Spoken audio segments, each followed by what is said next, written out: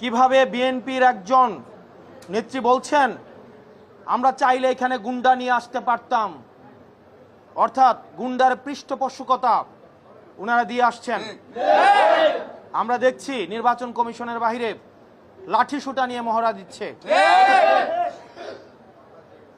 নির্বাচন কমিশন, প্রধান নির্বাচন কমিশনের অফিসের যদি এই অবস্থা হয়, সারা বাংলাদেশে এই বিএনপির যারা রয়েছে এই গুন্ডাদের পৃষ্ঠপোষকতা দিচ্ছে, তারা কিভাবে ভোট কেন্দ্র দখল করবে সেটির আজকে হচ্ছে টেস্ট ম্যাচ হয়ে গিয়েছে।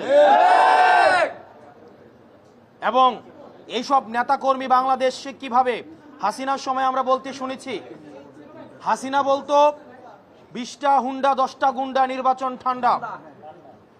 আর আজকে রুমিন ফারহানা, যিনি হাসিনার কাছে ফ্ল্যাটের জন্য আবেদন করেছেন, যিনি হাসিনার পতনে সবচেয়ে বেশি আমার মনে হয় কষ্ট পেয়েছেন, সবচেয়ে বেশি কষ্ট পেয়েছেন, তিনি হচ্ছেন রুমিন ফারহানা।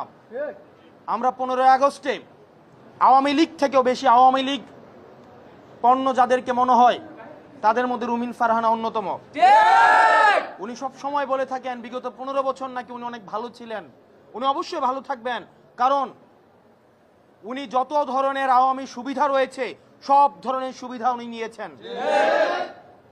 নির্বাচন কমিশনের যারা কমিশনার রয়েছে, আপনারা যদি মনে করেন আপনারা নিজেরা আপনাদের এই নির্বাচন কমিশন পরিচালনা করতে পারবেন না, আপনারা অন্যরা কেউ পরিচালিত করে আপনাদেরকে, আপনারা মানুষের সামনে সেটি প্রকাশ করুন।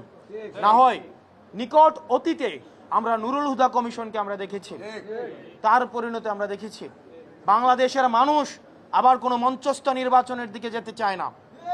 এবং বিএনপির আওয়ামী বিষয়ক সম্পাদক রয়েছেন অনেকেই, যারা আওয়ামী লীগ থেকে বেশি আওয়ামী লীগ।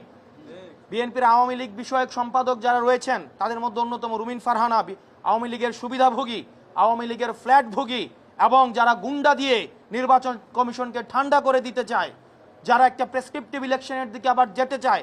আমরা এই বিএনপির আওয়ামী বিষয়ক সম্পাদকদেরকে বলবো, আপনারা জনগণের পালসকে বুঝুন, 24 পরবর্তী জনগণের পালসকে বুঝুন, নতুবা আবার বাংলাদেশের সংকটের দিকে যাবে। এবং তাদের কারণেই আমরা বিশ্বাস করতে চাই বিএনপি এখনো পর্যন্ত গুন্ডাতন্ত্র, তারা যেই বিএনপির এই ফজলু সাহেব, উনাকে এখনো পর্যন্ত আমরা সম্বোধন করছি, সম্মান দেখাচ্ছি, কিন্তু উনি যে ধরনের বক্তব্য দিচ্ছেন এবং রুমিন ফারহানা যে ধরনের বক্তব্য দিচ্ছেন, যে ধরনের কার্যক্রম পরিচালনা করছেন, আমরা ধরে নিব এগুলো হচ্ছে বিএনপির হাই কমান্ডের ইনস্ট্রাকশন।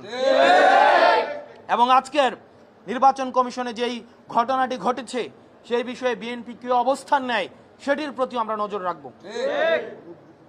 এবং পুলিশ ভাইরা যারা রয়েছেন, আমরা আপনাদের প্রতি আবেদন জানাবো, আপনারা দয়া করে ক্ষমতামুখী হওয়ার কোনো প্রয়োজন নাই।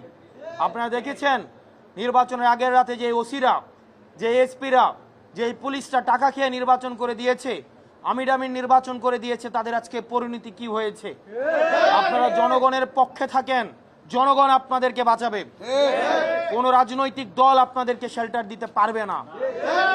যদি জনগণ আপনাদের পাশে থাকে তাহলে এই হুন্ডা গুন্ডার রাজনীতি বাংলাদেশে আর পুনর্স্থাপিত হবে না।